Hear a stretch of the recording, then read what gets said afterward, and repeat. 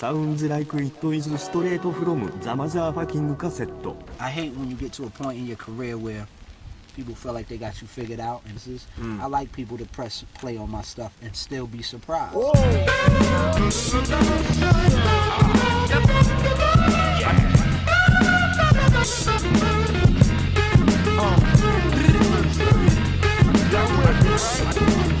Turn it up, baby.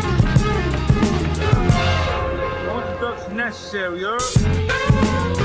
Hey, yo.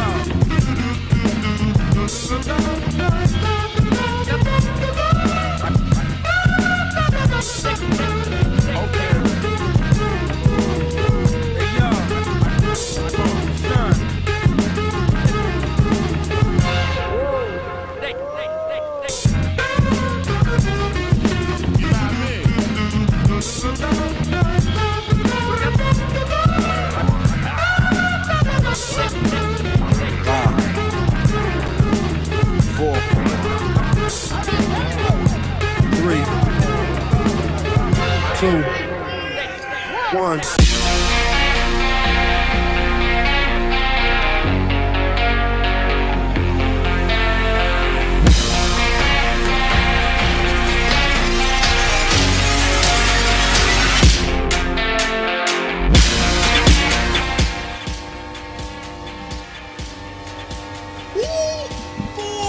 What's going on today on this terrific Thursday? We're back.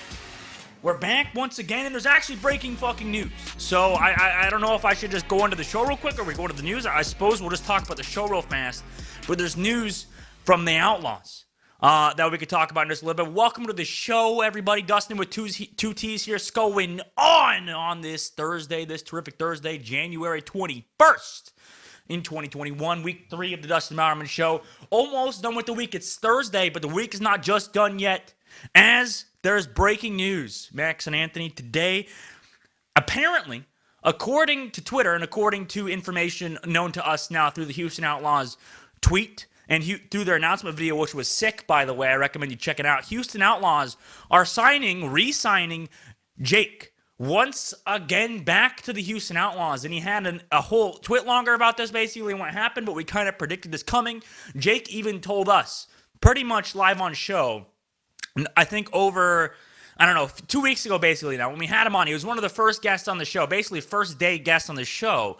He immediately told us, he was like, guys, I could do anything this season. I could go into coaching. I could go back into playing. I could go into casting once again. And it seems like the decision has been made.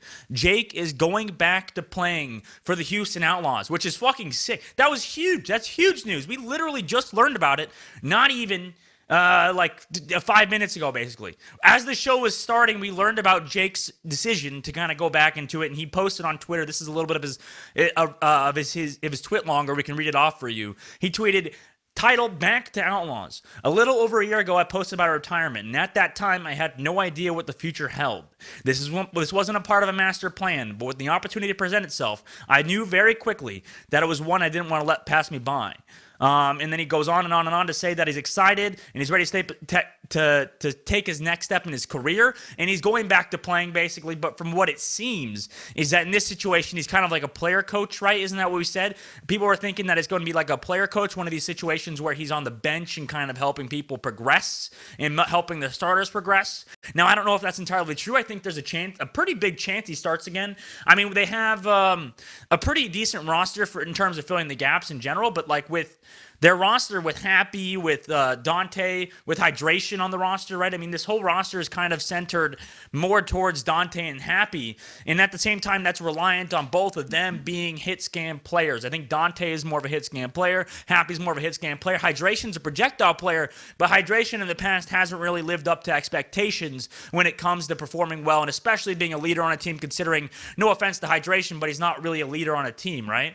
He's not really, KSF, I apologize. KSF's also not really a leader on the team. And at the same time, it seems just like Jake has that role. Jake is that leader on a team. Jake is that projectile player we've talked about in the past. He also plays hit scan too, and obviously plays a little bit of a junk rep, but I wouldn't be surprised to see him play again on the roll and start on the team again, just because of the fact that Jake has already been such an impactful player in the past as well.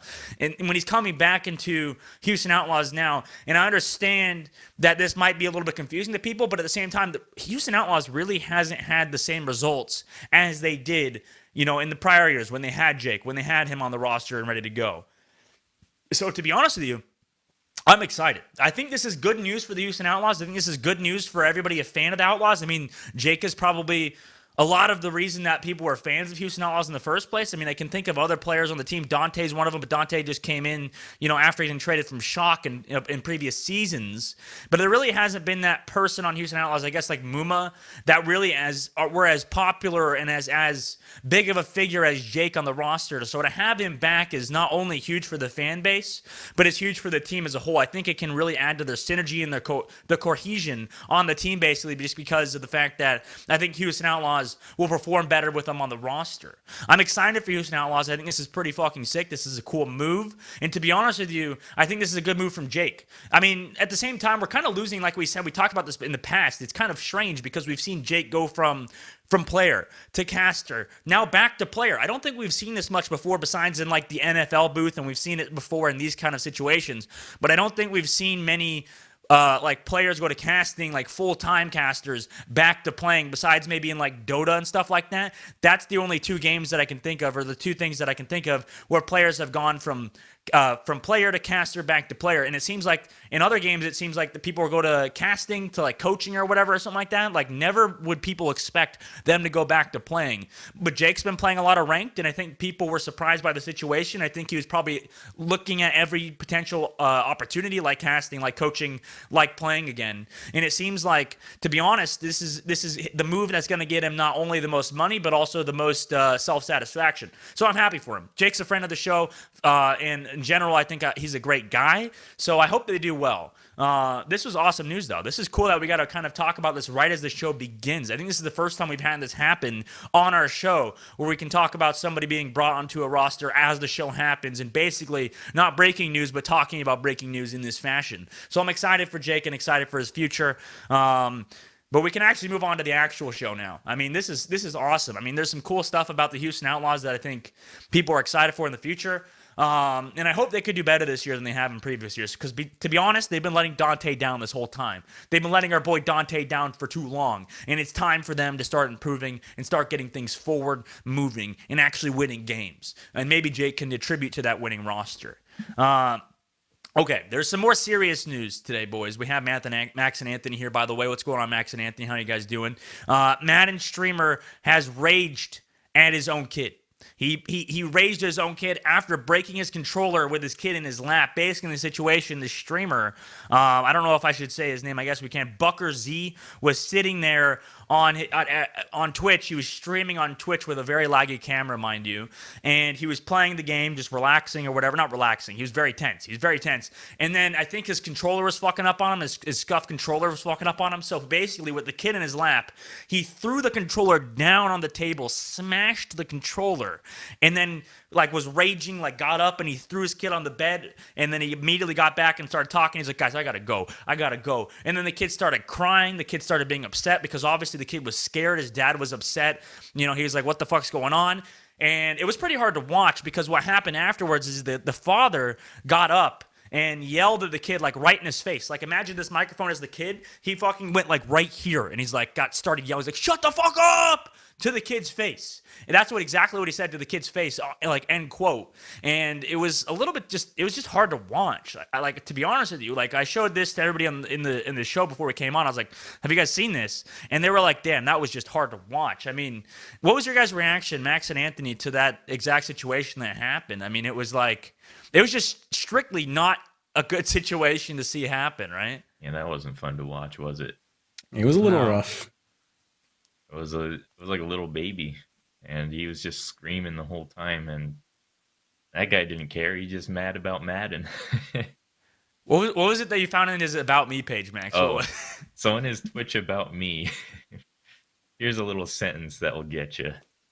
He says, living sober, being a good father and husband is my mission in life. I mean, Was he was sober, I guess. Maybe that's why he was so tilted. I don't know. I don't know. Either way, it's not looking good for him. He immediately deleted the stream, deleted the VOD, and I guess he's in hiding right now. Yeah, people are trying to call. Oh yeah, Max. Well, he knows what he did now. Oh yeah. What were you saying, Anthony? It's been clipped. It's over. It's over. I mean, people are calling child services on this guy, basically. People are trying to call child services on this man who basically is kind of apparently an abusive father. He just literally yelled at his kid in his kid's face, like pretty much shattering his eardrums or something like that. I don't even know. And it's not good. It's like one of these situations where I imagine the only people that really have a right to defend him or can even attempt to defend this guy is just people who have gone through traumatic experiences themselves and are kind of like just being complete assholes and nincompoops. This is not a good situation. There's literally no way you could defend this guy, right? The only people that would be like the type of people like, oh, my dad beat me when I was growing up. Now look at me, I turned out okay. It's like, no, that doesn't make it okay. Especially, he didn't hit his kid or anything like that, but this is up there with, like, in terms of abuse, just straight getting yelled at by your father as a fucking little baby that doesn't know any better, right? Yeah, it's especially sad because looking at his Twitch and Twitter, it looks like he's trying to make a brand out of, like, being a wholesome father and husband and things like that while playing games with them. Yeah. That kind of even makes it worse because it looked nice at first, but then he does this. The only way you can make this work, and like the only way that you can make being a nice father and a good father figure work through a brand is quite literally to be a good father, right? But like, if you're not a good father, why even bother trying to make this brand? I mean, maybe he's delusional. That's like the only circumstance, right? Is that he's just a delusional guy that thinks he's a good dad? Is that the only solution? You think you'll be a good dad? Do you think I would be a good dad? No, absolutely not. I hate kids. I hate kids, bro. You think I'd be a good father? No.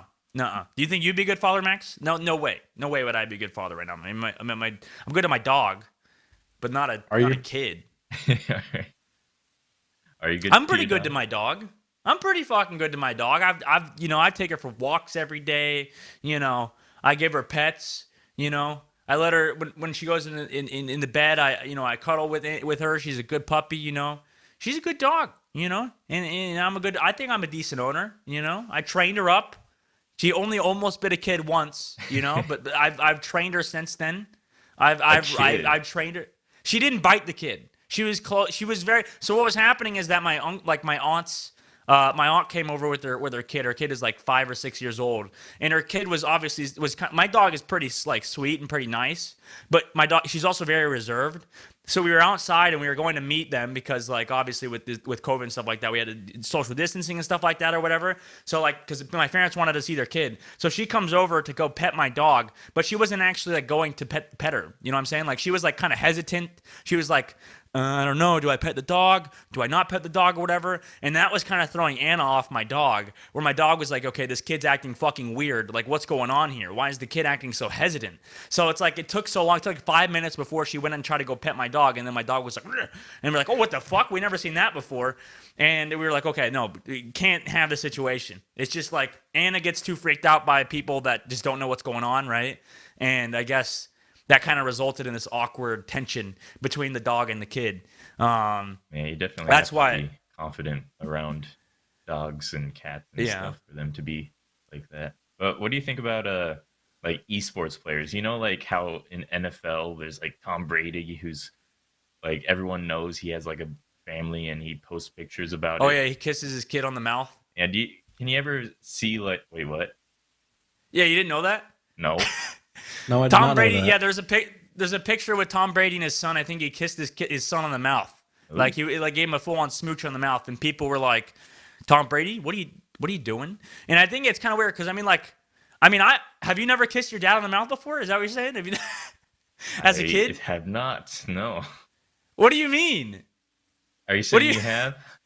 Yeah, dude, it's not an abnormal thing. It's like people kiss people like their parents and stuff like that. I mean, I don't know if my dad remembers, but I'm pretty sure I've kissed my dad on the mouth at one point when I was a kid. You don't think it's normal? Maybe it's not in my culture. I don't know. It's just a cultural thing at this point. There's no way. What is this picture? Oh, gee, no, that's weird. The picture that Tolberto linked me is just weird, bro. That is Tolberto. Show that on the stream if you can. Okay, that wasn't what I meant. This is more like I kissed my parents to bed kind of situation. You know what I'm saying? Like I kissed my parents to bed. That's like the only. That's what I mean. That's what that situation. This is the picture that Tolberto's showing us. Is Tom Brady laying down naked, pretty much, or half naked, on like a table shirtless. or something. He's shirtless, and his son's coming over to give him mouth-to-mouth, basically, like he's passed out, like he just fucking died on the beach. Oh, this is just so bad. This is just. That's not. It's just weird. I thought it was like a more normal situation than this. Okay, like I'm saying, in the situation being that the kid's going to bed or something like that, then maybe it's like more understandable. This situation is just like, it looks romantic, bro. It just looks weird as shit. Like, what the fuck's happening? This is not Tom Brady. What are you doing, bro? Hey, what the fuck? What is this? I won't critique his parenting style. But still, it just looks weird. I don't know how this relates back to be like. I guess, would you rather have Tom Brady as a parent, or would you rather have this guy that rages in your fucking face? Yeah, it's like, what would you rather have? Overly loving? Or not, like just hates you, you know? I don't know. I'll take the loving one. Especially if he makes millions of dollars. That one. Pretty much that one. I like the rich part. So you would take the potential harassment, the potential weirdness of the situation for millions of dollars, is what you're saying? Would you not? No, I would, but it's like, I guess in this situation, you really wouldn't know any better. And it's not like the kid has a bad life. Like we said, it's not like Tom Brady's son is really like struggling. It's not like he's in the struggle bus, just like, oh man, my dad's a fucking asshole. He beats me every day or whatever. It's not like his son's coming out right and being like, Tom Brady's a weirdo. You know what I mean? Like, I'm sure his kid will be equally as a weirdo as Tom Brady is. You don't in that use regard. tongue, right? No, what the fuck, dude? No, of course not. No way no way. No fucking way, dude. No. I haven't experienced it, so I gotta know. You think people kiss their dads with their tongue is what you're saying, Max? You think that's like a normal thing? I hope not. Exactly. I guess they call it French kiss for a reason, you know what I'm saying? Maybe there's some fathers in France that are doing it, you know what I mean? Maybe it's like a common courtesy. Maybe it's a tighter bond, you know what I'm saying? Between father and son. This is just weird, though. I didn't know. It's just fucking weird. Well, like that, it doesn't have to be like Tom Brady, but like the old guys in the NFL, the kids are famous and they're like mature enough to have kids. Do you think it could ever happen? Like you can see a famous family in esports? No. Like, I don't know.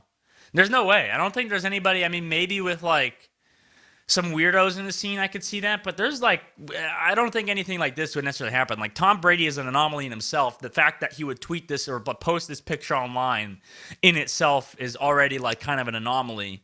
And then on top of that, in esports, like there's not many people with kids, I guess, in the first place. So it's kind of weird, dude. I don't know. I'm kind of questioning it for sure, but I would definitely probably not kiss my kid on the mouth in the future. You know what I'm saying? From what we've learned, it's not exactly a social norm. Okay, it's not exactly a social norm like we think.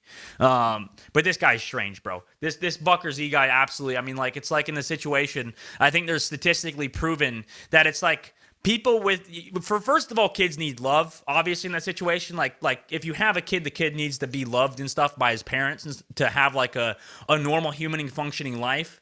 But on top of that, like it's more important to even just have a parent. So I guess in the situation, it's good that even though the father's abusive, we can kind of look on this like on the bright side where it's like, okay, at least the kid has a fucking dad and a house, you know what I'm saying? And it's like, if that's the bare minimum we're looking at, that's a pretty fucking steep bare minimum. But at the same time, it's like, okay, at least he has a dad and a mother. Whereas there's a chance that, you know, that he does, if he didn't have parents, you know what I'm saying? If he didn't have a parent, in the family, then, you know, maybe he's not loved. You know what I'm saying? Then he's out in the street fucking trying to live or whatever. And then it's kind of like, okay, he has no direction in life. You know what I'm saying? It's like, at least in this situation, he has some direction. He's like, okay, I want to be a better father than my father was to me and stuff like that. Like, that can be a potential outcome at least. But this is still shitty. Nothing's going to excuse this guy from fucking yelling at his kid. And it will never, I guess, ever do that, to be honest with you. But on a different situation that's a little bit negative still, you know, it's a terrific Thursday. But you know, we got to make this. We got to still talk about the news. You know what I'm saying? We got to still talk about the situation at hand. A Warzone streamer was caught cheating live during his Twitch stream. Let me see this. The streamer at hand, holy crap, Pacesetter, was caught cheating in a tournament, in the tournament mainland, basically, which is a 2v2 tournament for $1,000, and the mods kicked him out of the tournament. This guy was streaming. He's not even like a small streamer, but necessarily per se. He's like decently popular, but he was definitely cheating on stream. People like Tommy, 100 Thieves Tommy, called him out on stream, said like, "How do you know there's a person there in the clip we watched?" He's like, "How do you know that's happening?"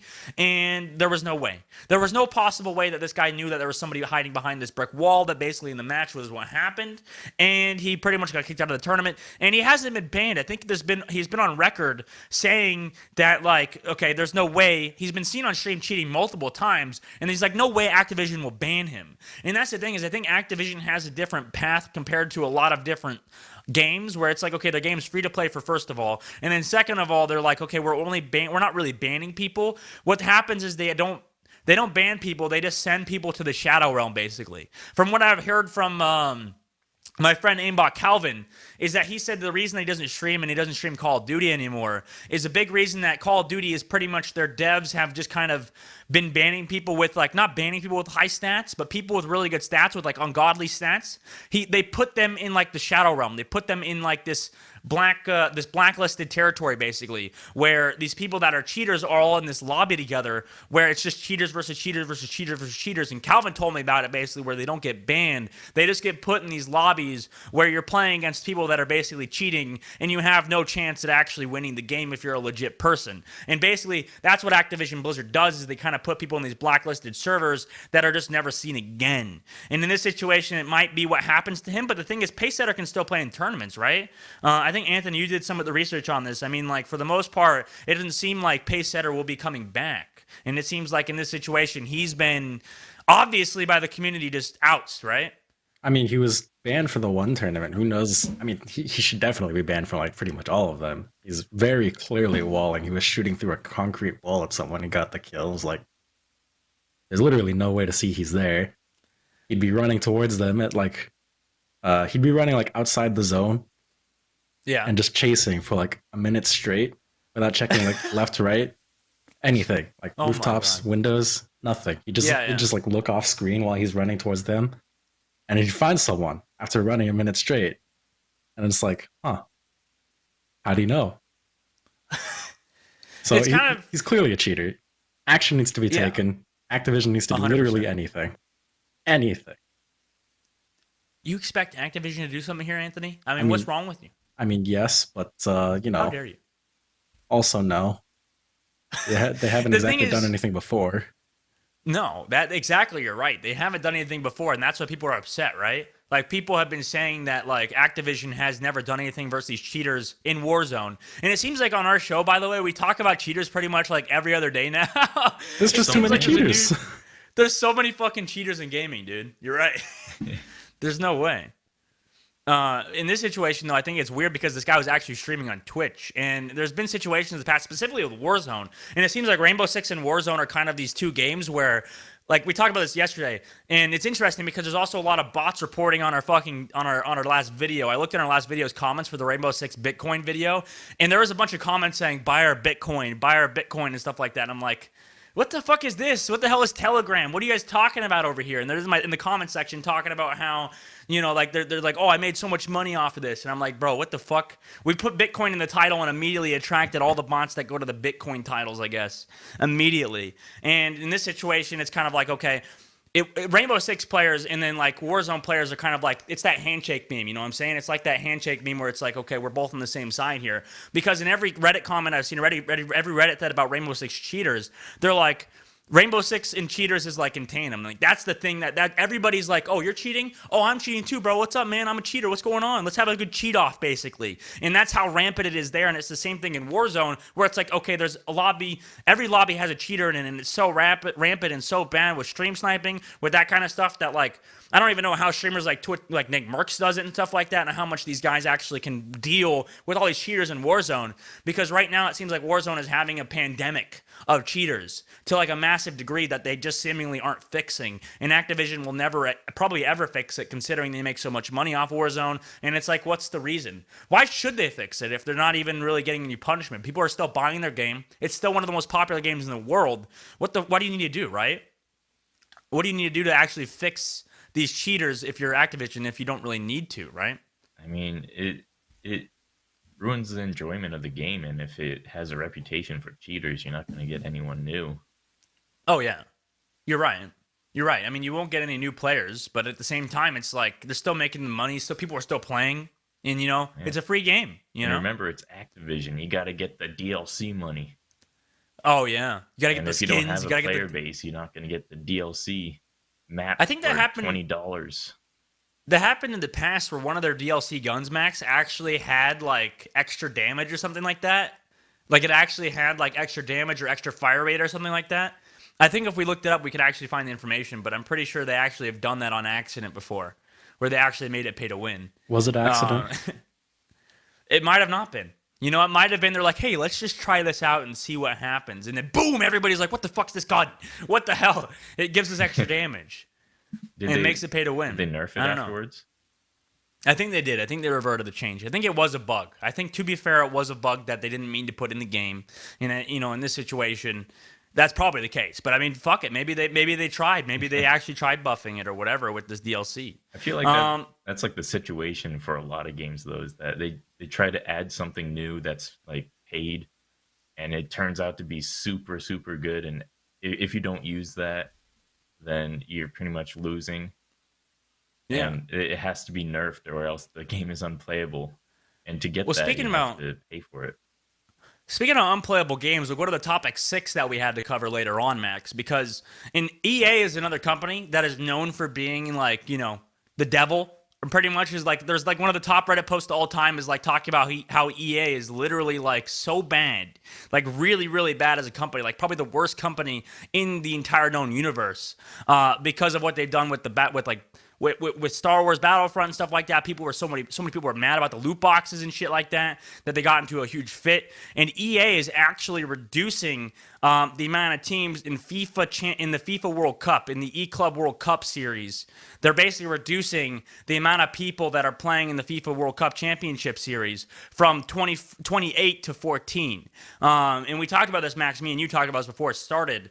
The FIFA E World Cup or E Club World Cup is a 2v2 scenario where basically there's teams from each conference in Europe will have a chance to compete in the World Cup, in the E Club World Cup. Where in the past it was 28 teams, and now it's reduced to 14. Basically, is what's happened, right? They've reduced the amount of teams from 28 to 14. When that basically just means that there's only I think there's like 12, 13, 14 conferences. There's only like a certain amount of conferences in Europe. And the fact that there's 450 like teams competing, 450 clubs competing, and only 14 people can get in, it's basically just the top team from each conference can get in to this World Cup series, which I guess kind of makes sense, but to the same degree, people are very, very upset. People are not enjoying the situation. It seems like EA is pulling another one of these situations where they're like, okay, you know, we're blaming the pandemic. We're blaming this or whatever, you know what I'm saying? And it seems like a lot of companies, a lot of these mega corporations are blaming the pandemic on their scalebacks, which in turn, it gives them, you know, a little bit of, it kind of makes sense. But at the same time, people are kind of recovering from this, and EA is one of the bigger companies. It's like, you can't afford this? FIFA's one of the biggest games in the entire world. FIFA's one of the biggest games in the entire world, and you're reducing the prize pool, you're reducing the amount of people that can play in their tournament and stuff like that. That's kind of fucking, like, upsetting, right, Max? I think, EA gets a little bit of a free pass here because I think it's a third-party tournament. It's run actually by FIFA. Oh. So, okay. Well, FIFA's probably even worse to some people. they had corruption and all that stuff. But yeah, I think the worst part about it is, so they reduced like the European qualifying clubs from 28 to 14. Yep. And the qualifiers ran from like last month to I think a little bit into next week, and they just announced it like a couple days ago. So they've been doing qualifiers for like the past month now, and then with like only a couple matches left, they finally now know that only half of us or half that was supposed to go can now go. So it's way too late to announce something like this, and I don't even know why they didn't think of it now or then.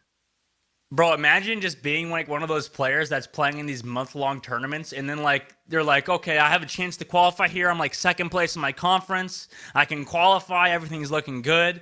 And then boom, a week before qualifying ends, basically they're like, hey, by the way, you won't get in. And they're like, what? What the fuck? And then it's like in this situation, I would be upset. I would be fucking livid. And everybody is upset, right? I mean, the community outrage is insane. People are like, what the fuck? I played all this time for basically nothing, right? And it's kind of weird too, because it's an online tournament. I don't know why they had to reduce it if it's all online. No, yeah. They didn't need to. They really didn't. I mean, they said like we said, they blamed the pandemic. They blamed the situation at hand, and that's been the big reason behind it. But EA is a big enough company for one. FIFA's a big enough company for one. If FIFA's the one running it, they're a big enough company considering they're one of the most successful games in the world, right? You should be able to afford this kind of situation, especially if your game's so big and incredibly like big because of the fact that it'll keep improving, it'll keep getting bigger. And as George said, EA is a terrible company, and FIFA 2021 is the worst FIFA in history. And when we talk about this as sports games as a whole, is that each sports game is getting worse and worse every year. People have complained about Madden, especially Madden. People complain about 2K. I don't think there's a single scene that actually likes where their sports game is right now. It seems like there needs to be some innovation in the sports genre, and it seems like there actually is a big reward for it too, right? Like if you look at Rocket League's kind of taken football and soccer and kind of made it its own thing, right? It's made it into a big sport. It's made it into a big esport by being creative, by being different. And in this situation, it doesn't seem like anybody's kind of innovating the scene, and people are getting more and more upset. But FIFA streamers and FIFA players in general are always kind of some of the most popular and most interesting figures. And actually, we could talk about our next topic after this, because G2 runs a reality TV show that is based on FIFA and based on reality TV. So basically, G2 runs this FIFA TV show, which according to Ocelot, gets 4.5 million views watching on TV an episode, basically. So every episode they get 4.5 million views on their episode of their reality TV show, which basically the rundown of what their website says on their trailer was that 10 international content creators compete in the world's first esports reality competition. They'll endure physical challenges and go head-to-head in EA Sports FIFA 21 until a winner is crowned. So in this situation, they basically just created a reality TV show, just like any other challenge reality TV show, like American Ninja Warrior, like the one with fucking Gronk and shit like that came out recently. Like all these new reality TV shows that are so big, G2 is trying to capitalize off of. They were on TV in Europe. And I don't really know where these statistics come from, because I think the owner of Fnatic was replying to G2 on Twitter. He replied to it and he's like, oh yeah, by the way, your statistic is bullshit and there's actually no substance to it, is what he said. And then like I think Carlos replied to being like, what's in your fucking kale salads, man? And they were going head to head, Fnatic's owner and G2's owner, which obviously is just the case. That's how it always is going to be. But honestly, G2 is like the premier organization in Europe right now. I mean, G2 is the premier organization in Europe, and we can be haters all we like. We can be haters all we want. But at the same time, I don't think Carlos is necessarily wrong in saying that G2 is probably the best European organization right now and has the chance to be one of the best organizations in esports in the future. And they have so much money invested in them, and they have so much things invested to them now with people watching this reality TV show, you know, with a lot of people invested in their actual esports company. There's a lot of things that they're doing right that a lot of companies aren't doing right to the same degree as them. And Carlos is really right. I mean, like I mentioned, like myself and Carlos, myself and Ocelot are kind of like similar people where we like to brag about ourselves. You know what I'm saying? We like to brag in the situation. He's a little bit more crazy than me. I will say he brags quite a bit. He does constantly, pretty much every day, rag on other teams, rag on other organizations. But that's just who he is. He's a hyper-competitive person, you know what I'm saying? And at this point, we can't really blame him for it. But is this actually a good idea? Like, I don't know if I would personally want to be on this TV show, in a reality TV show. We talked about, in the past, FNX, MIBR player, MIBR player, SK player, joined a reality TV show after he leaked nudes in a sex tape, joined a reality TV show or is in the runnings for a reality TV show in Brazil, which we probably need to do an update on that eventually, in which this is kind of not the same situation, but it seems like reality TV shows have been reproduced for fucking millennia now. Ever since the Kardashians, ever since Jersey Shore, it seems like reality TV shows are like oversaturated now, right? But it's the thing that's in right now. Or I guess it's always been in. It's just super cheap to produce. Just have a bunch of random people in there and cameras and be like, oh, let's talk some shit about this guy. That's all they are. But I guess I don't know. It's fun to watch the drama. I mean, like, what kind of drama is happening in the fucking gaming? Like, people are gonna tune in, I bet, and they're like, bro, what dramas between these nerds playing the fucking like on the Xbox or PlayStation or whatever? You know what I'm saying? Like, I don't know if I guess normies know FIFA, but I'm saying that like are normies really gonna watch a bunch of nerds play games on reality TV show, and are these like actual legit like watchers? So is it gonna be like actually focused on the game, and then it's just on the side of it, it's gonna show the players' lives and how they live together, or is it gonna be a bit more manufactured? So there's like 4 episodes out, and from what I skimmed through it, so this is not entirely like maybe we can give the episode like an episode review one of these days. But I watched it back, and I basically was like, okay, this is kind of like they're doing a mix of both. Like they're like, okay, we play soccer. Oh, this team won. They get something for it. It's just a bunch of challenges, basically. It's another one of these challenges reality TV shows. They're all the same. They're all the fucking same. There's nothing original about them, pretty much. You ever see remember Ego Raptor? Yeah. And he was on that reality TV show, right? Yeah, like it was like a PlayStation one, and I forget what the winner got. But I remember that was like a gamer-based reality TV show where they had to do like some Street Fighter games and random games like that, but they also had to do outside games and stuff, and it really didn't like make sense to have a gamer thing and do the obstacle course at the same time. And then I remember he came out after the show and said like, yeah, everyone was cool, everyone loved each other and things like that, but on the show it's actually like, I fucking hate that guy. They like try to play it up, right? Manufactured and stuff, and it felt really fake. Well, it's weird because like those kind of shows do well on television, but I think if you made a YouTube series on it, it probably wouldn't do as well. You know what I mean? Like on television, people can't really complain because it's like you're watching television, you're watching TV, you're watching American Ninja Warrior, and those are like pretty. I mean, American Ninja Warrior isn't necessarily fake, but they do have to have them like act up and stuff like that and be more personalities, you know, on Wipeout and shit like that. So it's like they need them to kind of act up. So it's like people that watch TV are a different audience than people on YouTube, kind of, because they're at like. They're kind of in a different genre, you know what I mean? Like, they're like watching TV, everybody's fake, you know what I mean? It's like kind of a norm on television. But when you bring that kind of thing to YouTube and to like an episode online, it gets a little bit strange and a little bit cringy almost, right? But I guess apparently to Carlos is doing well. Apparently to him, it's 4.5 million people watching. And I think like the best way, like I said, I'm going to keep going on the same tangent that I have in the past. I think that there actually could be a television series revolving around gamers if you did it correctly. Okay? If you didn't make it cringe. For example, because everybody on TV, everybody that watches TV, right? This is my pitch.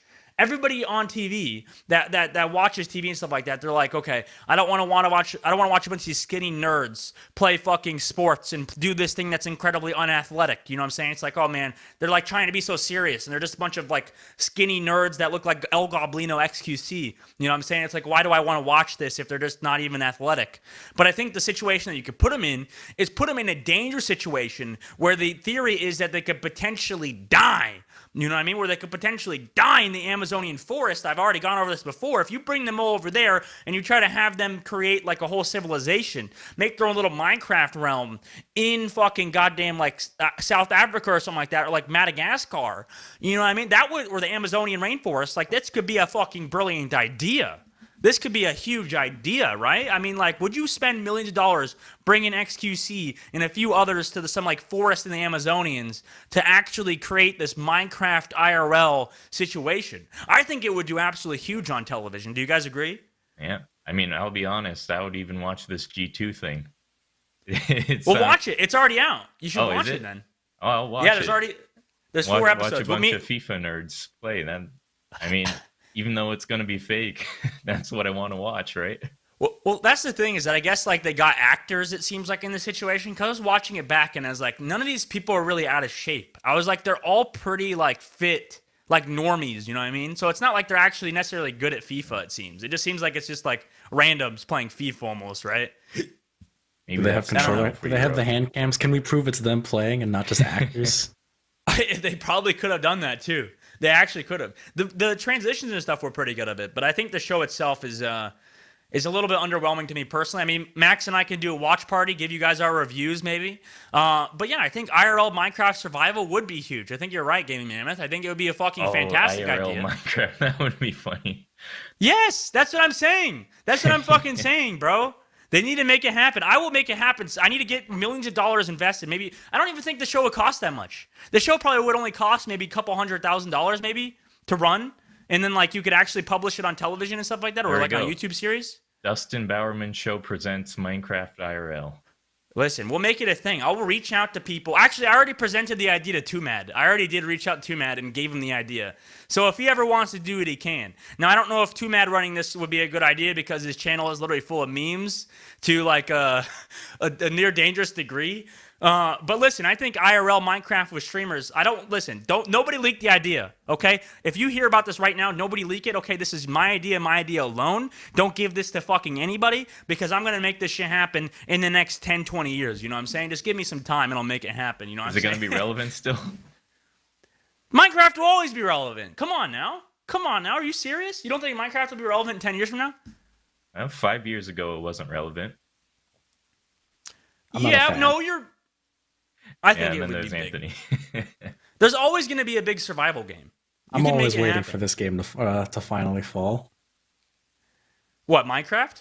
I've never liked Minecraft. I'm always waiting for it to fall. You're just a hater, bro. You hate Fortnite, you hate Call of Duty, you hate like the top 3 games in the entire fucking world besides... And you even hate League of Legends now. What the fuck? What game do you like? To be fair, I've always hated League of Legends, but I'll still play it.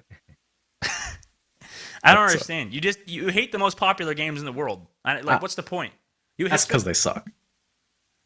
Okay, maybe. Well, I mean, I don't really agree with you. I don't think they suck that bad. Okay, listen. I'm a Minecraft fanboy. You know what I'm saying? No, I'm not actually. I might play it again, but like, it's just I would rather play, some of these other survival games that are coming out and whatever. I think it'd be great. God damn it, dude. All right. We can move on to other news here, boys. We can move on to something that doesn't have to do with my brilliant idea that's going to pick off in 2030.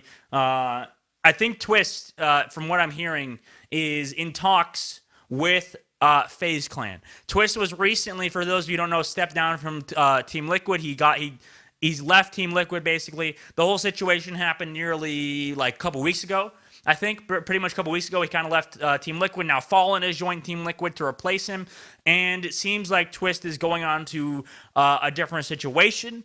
And that's what's happening. He's potentially joining FaZe Clan with Coldzera, with Rain, with this crew. But FaZe Clan is kind of like a shell of its former self. FaZe Clan in CSGO is a shell of its former self. I mean, they basically, the closest they came to winning a major was in 2018 with the squad of Kerrigan, Rain, Guardian, and Olofmeister.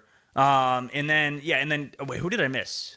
Kerrigan, Rain, Nico, Guardian, Olofmeister. Okay, 5 people. My bad, I was stupid. They came super close and they choked it. They basically choked the grand finals against Cloud9, and they were still like, this is an all-time one of the better teams of all time in terms of mechanical skill. FaZe Clan has always done that.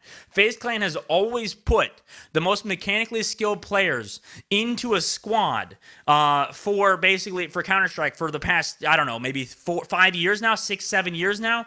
Like when they originally broke into Counter-Strike, they dropped fucking big money. They dropped big bombs on the Counter-Strike scene. And they got some big names and never kind of won. And it's kind of sad because personally, like I said, I'm a big fan of Nico. I'm a big fan of Coldzera. I'm a big fan of these really talented players, these highly mechanically skilled players that have all been on this roster.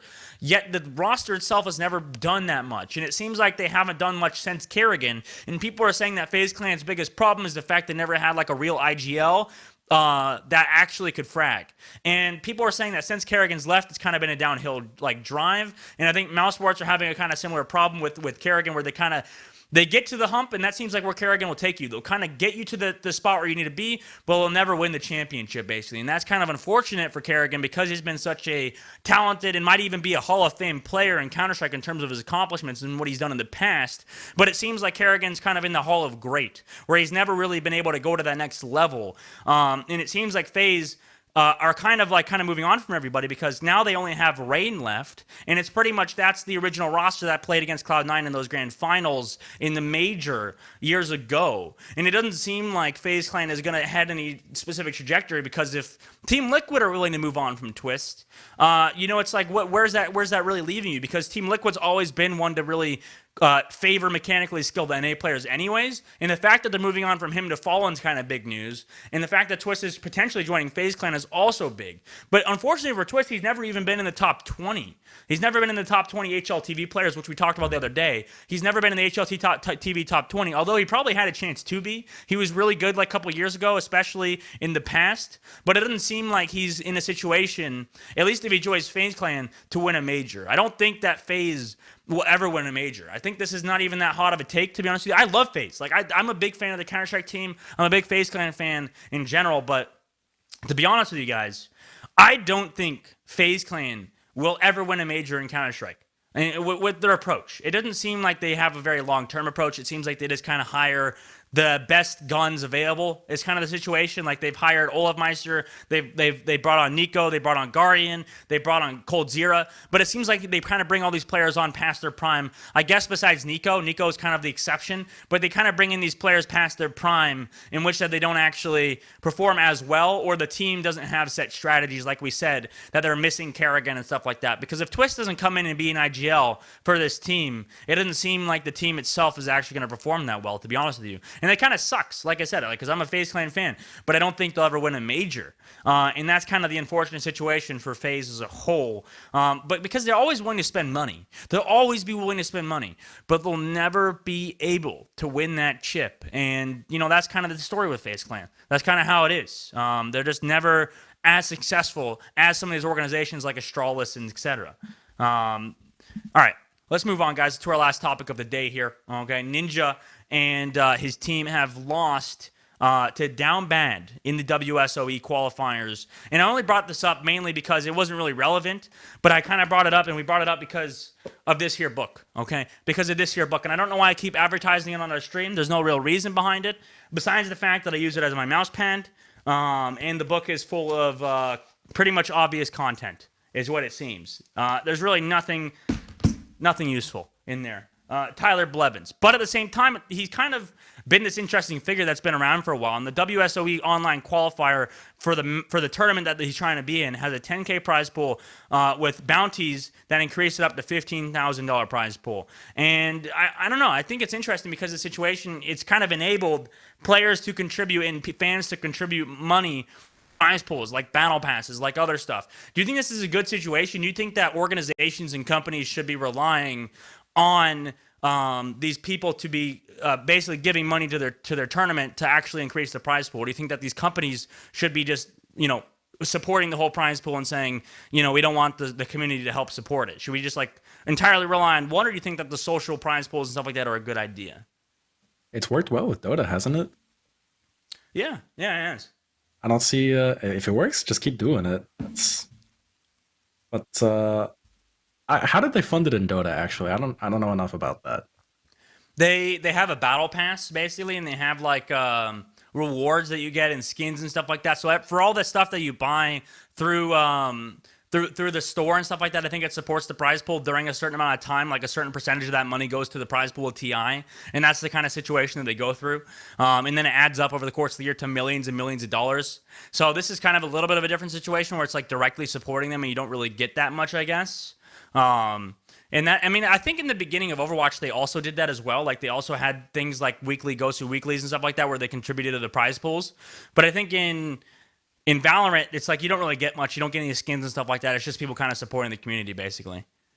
Yeah, that's pretty much it. I think I don't know. Maybe if they'll start taking money from the battle pass and putting it in, maybe it'll work. Valorant, Riot Games, very stingy. Oh yeah, very very stingy. So I guess so pretty much from what happens, Daniel told us we were a little bit wrong on our information, so I had to backtrack a little bit here. Apparently it's free support from social media likes from the WSOE, so it's not really like people are paying for anything. It's free for Valorant and stuff like that, and free for the tournament. So you can kind of support the tournament's prize pool through just liking a tweet and stuff like that up to a certain amount of money. It's kind of like those people that like commit to charities, and stuff like that based on a certain amount of social likes and whatever, and they add more basically based on what happens. And I think it's like a solid idea. I mean, I don't think it's a bad idea by any means. Like there's no way that you can say this is a negative for the scene. But to be honest with you, like I think I'm excited for Ninja and his team, and to be honest with Ninja and his teammate Grego. Grego's one of my pretty much one of my friends, a former Overwatch player for Cloud9. He previously has played with Ninja in the past, and he previously as well in Counter-Strike he was like a FPL I think he was a premium player or something like that, or he was a pretty good player though, regardless in Counter-Strike. And now that he's moving over to Valorant, I think he's been playing pretty solid. He's been playing really good. I think he's one of the carries of the team. But people kind of critique Ninja. People were like, oh, Ninja's not very good. Ninja's pretty bad at the game. And it's like, what is he doing? Kind of keep playing this game. Why is he trying so hard at this game that he's not very good at? And I guess that goes down to, is Ninja get good guy at gaming? I mean, he played pretty good in Halo, right? I don't know if you guys know much, but I think Ninja used to be a pro in Halo, right? Used to be. That's what he used to be known for. Let me see. Ninja Pro Halo. So what he was known for being a pro Halo player, right? But that was on console, right? Yeah, I think so. And then he was famous for like raging and stuff. So he was also famous for raging in that too. Oh man, the haircut that you see on him on his Halo esports gamepedia is nuts. Oh my god. Nuts. But he used to be on Cloud9 apparently. Nuts, you say. He used to be he used to be on Cloud9. He used to be on Noble, Team Liquid, Renegades, Evil Geniuses and stuff like that. So a lot of these teams in Halo, he's been on a lot of teams. He's been in a lot of these teams back in the past. But look, he looks like who does he look like? He looks like Eminem a little bit. A little bit. He kind of looks like Eminem, doesn't he? Maybe. I don't know. To be honest with you, I guess he's gone pro in a game, and I guess Halo's scene wasn't necessarily thriving. But there's been a lot of good players to come out of Halo. Like I think people said for Call of Duty, Halo pros actually had some transferable skills because the Halo scene was dying and has been dying for a while. But like you have Illy and I don't know if Shotzi, it's either Illy or Shotzi that came from Halo, and they were like next level Halo players basically that came over to Call of Duty and played well. And that's kind of the situation not for Ninja though. To be honest with you, like he was still a top player, he's still a solid player in Halo, but to be honest with you, he never really was like that insane at Halo. I mean, he won a tournament, back in Halo 4 and stuff like that, but at the same time, it's like, it's been a while, and he hasn't really been that great at any PC games, to be honest with you. I mean, I don't know, he's kind of just become a social face, and that's the whole thing with Ninja. Was he not good at Fortnite? Wasn't that his thing? I mean, he was okay. He was just known for playing Fortnite and yelling at it? Yeah, he was known for playing with Drake. Yeah, and doing that kind of shit. That was the whole thing with Fortnite and that kind of trajectory and that path that he took. But I don't know, dude. It just doesn't seem like, to be honest with you, he's done too well in Valorant. He's still proving, he's still grinding. So I don't mean to be a hater here. He's still out here grinding, unlike the rest of us. You know what I'm saying? At least he's putting the work in. Okay, at least he's putting the work in, and at least he's grinding the game out, even throughout all these haters and doubters and stuff like that. You know what I mean? At least he's being somebody that is going to progressively try to get better at the game, regardless of what's happened. But unfortunately to him, he lost. He got knocked to the losers bracket by Elysium, and then beat a team called Snowman pretty handily, but then lost to Complexity. He beat Complexity and Snowman, was it? I think is what it happened, because it's still going on, but kind of just lost the tournament as a whole and hasn't done too well with his team. To be honest with you, I just want to see Grego do well. I want to see Ninja also do well, but at the same time, like their team hasn't done as strongly lately, basically, guys. I mean, this was a short show, by the way. I mean, I don't know if it's kind of obvious. It was kind of a short show today, boys, because of the fact that so we were gonna have Super on today, but I think apparently he's having scrim issues because Super's a grinder, as you know. Super's been playing basically has scrims at like night, and then he streams during the day. So tomorrow, basically, what we're gonna do is tomorrow we will have him on at 11 a.m. We're gonna record. At 11 a.m. PST, we're going to record the show with him. We're going to record his interview.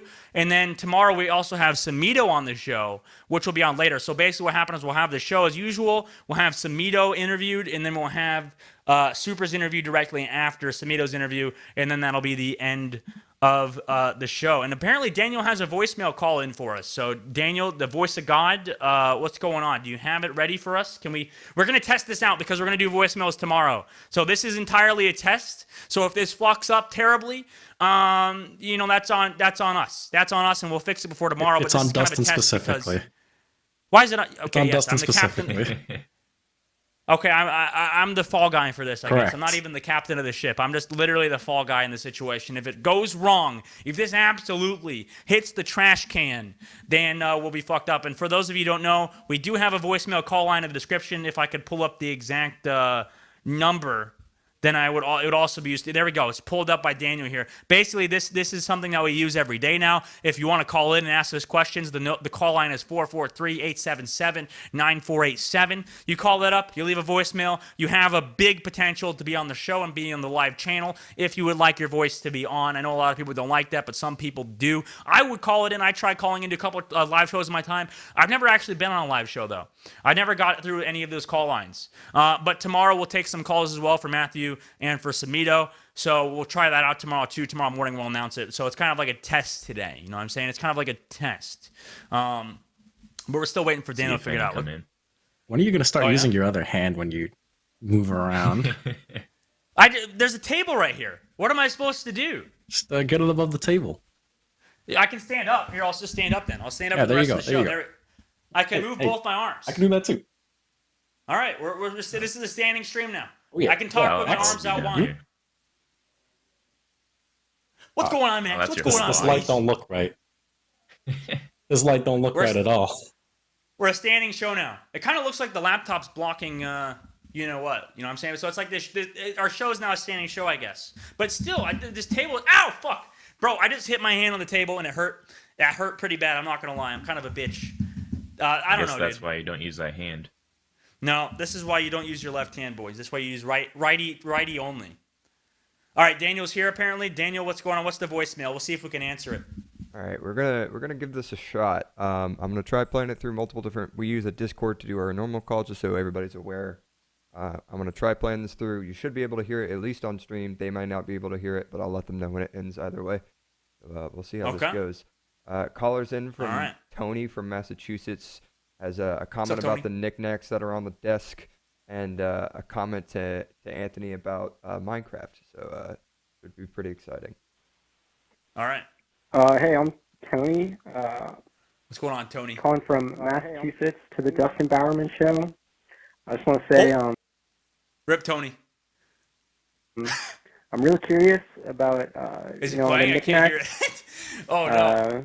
Dogman, or excuse me, Dusttin. I think it's Bowerman supposed to be playing, but I can't hear it right now. Whoever, I think it was Anthony, said something about Minecraft not being relevant in the next 5 years. I just think that's wrong. What's up, Tony? And it's, I think Minecraft is only going to get bigger. Oh, yeah. And I think he's only saying that because he's just salty he could never beat Super's PB. Peace. Said something about Minecraft not... All right. Yeah. So, wait, what did he say about Minecraft? Wait, what? It's it cut off a little bit for y'all, but on the stream he talks about how Anthony's saying that he's a little salty about the fact that he can't be Super's PB for the speed run. Oh. He's saying that Anthony sucks at Minecraft and Super's 10 times better, basically, right? Pretty much. And that's why Anthony's salty. Stream should have been able to hear that on good. I was trying to get it to run through back. It's a little late on my part, so we'll smooth over a little bit just so it matches up a little bit. But stream should have been able to hear it fine. So what was his question was about the knickknacks, like what they are? Is that what it was? Couple of knickknacks on the desk. He was very interested in some of those. We had a couple questions about what kind of dog it was that you had, the statue. a couple of things just, you know, around the. I'm more concerned about the genius sign. I think that's, you know, a little bit, you know. What do you mean? What are you know. What are you trying to say? No. I'll let them explain that. No, it doesn't say genius. It just says this is just talking about some of the you know, the periodic table. It's it's germanium, it's nitrogen, you know, iodine. Wait, all right. Well, I'm just gonna put this down. Iodine. Iodine. Out of potential, the rest of me getting none of them right. But okay, so some of these knickknacks we can go over.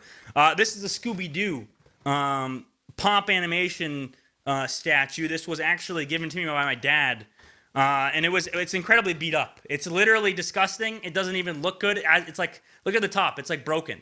You can see it's just like everything's falling apart on this statue. I probably should take it out. What did you do? Why don't I open it? Because it looks better. You're not allowed to open pop figures. Look, this is the 50 years. This is probably valuable. This is the 50 years edition. It's not going to be valuable with what you've done to that box. You say that. I didn't do anything to this box. I did not do anything. It came in broken. Collector? I would be if I had more of them. They take up a lot of room, though. I saw Max Mofo had a lot of pomp animation stuff, but they like take up so much space. Let me see. What all these are knickknacks? I have a couple other ones. I have a Pokemon card that I opened the other day. I got a Pokemon card. It's kind of cool. This is worth like $5, by the way. So I can't even see what that is.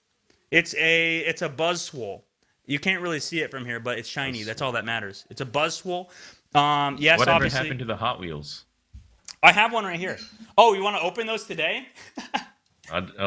Maybe not today. I don't know if I have the time. For Max, for what Max is saying is that we have. I bought 3 boxes like this. They're a little bit different, but these are expensive. There's like $100 a box. Hot Wheels boxes that have random cars in them and has the chance to have some cars that are worth some good money. That's what this is right here. Maybe we'll open these one of these days. There's like 3 of those that I have, and then I have a little cool Hot Wheel thing right here just because I like Hot Wheels. And then I also have a Nintendo Switch that I don't use anymore, obviously. We have, you know, this is an Xbox controller that I cut the wire off of. This is not even a wireless controller. I just broke the controller because it's broken. I broke it a while ago. I think I was playing like Dark Souls or something like that, and I like smashed it on the table, you know? So. Whoa, not on the book. Listen, fuck this book. And then, obviously the mouse pad. What else do I have? And then I have this in the back. This is I'm not a narcissist, I promise. This is literally just a painting that somebody made for me for my birthday. A while ago. It was made by one of our Atlanta fans. He made this for my birthday. It's actually like hand painted, so that's pretty cool. And then obviously the Oculus headset, and then some cool glasses I have. Yeah. This is whenever I become Dogman again. We put these glasses on. Are they prescription? And I become an asshole. Huh? What? Prescription shades? No. You have to wear regular glasses behind them? Contacts? Yeah. That sounds awful. Yeah. This is whenever I become an asshole. Well, whenever I do some bits or something like that, we'll put the glasses on. We'll come up. I don't know why you don't just have them on all the time. You saying I should wear them on all the time from now on? Do I look badass? Is that what you're saying? No, it's because you're always an asshole. Well, I'm not always an asshole. What do you fucking mean? How am I always an asshole? Oh, you know, Max knows, and that's all that matters to me. Oh, you're talking about the Mountain Dew cans today? Oh yeah. They spilled in Max's car. That's not my fault. So basically, we're gonna do one of these days. We're gonna do a Mountain Dew ranking. I bought some really expensive Mountain Dew cans. These are called the Mai Bursts, and apparently somebody. It wasn't me, Max. I promise. Apparently somebody. Where did Anthony go? There you go. A Mountain Dew. Anthony. Well, I gave him to Max to come to the front door and just kind of take them. And apparently there was a night somebody cut like a hole in the Mountain Dew, and it spilled all over his car. Right. Yeah, it smells. It was the pineapple one, luckily. So it smells like pineapples in my car now. Oh, look at this. Could be worse. Like a Vietnamese taxi bus or something. I have some stuff on the side, by the way. In which case, I have this. People don't see it as much, but this is a Dogman Coca-Cola. It's pretty cool. I'm not gonna open it and drink it ever. Maybe I will if you know, something cool happens. But I got like it's the Dogman Coke. I got it for I think it was one of the homestands. It was like the Coke homestand. I think it might have been the Atlanta Rain homestand. I don't remember. But all right, The show's wrapping up here, boys. We're getting a little bit off topic, but thanks for coming to the show today, boys. On behalf of myself and Max and Anthony, this was kind of a short one on this terrific Thursday, so I hope you're having a good day today. But we're going to head out. We're going to head out today. Thanks, Max and Anthony, for coming on the show. Thank you for Alberto for setting up the calls today. He's put in a lot of work behind the scenes for that kind of stuff to get set up, so that's awesome. And he's running the whole phone thing as well. We're trying to figure that out, get that ready for tomorrow. And thank you to Sam and Rin as well for helping out with the show as well. There's kind of, the past 2 days have been kind of slow in terms of news, but the Jake thing was fucking huge. That's awesome. I'm excited for Jake to be on Outlaws again. And that's it for the show today, guys. We'll catch you later on our Fuck It Friday tomorrow, boys, with Super and Samito. Today may have been short. Tomorrow will be long. Tomorrow will be hella long. You have to wake up early. What do you mean I have to wake up early? I don't need to be awake till the show starts. Yeah, at 11 a.m. Are you saying you don't got to take part in the interview? Is that what you're saying? All right, fine. I'll be up. Yeah. Gotta have to set an alarm. You fucking better be up. All right. This is us out. See you later, boys. See you tomorrow. Ow, fuck, I hit my hand. What the hell did you do this time? No, I'm prone right now today. It's not good. I swear it's a constant. Dustin's constantly injuring or doing something wrong with his own body. It's not my fault. It's the table's fault. Hold it for Jake.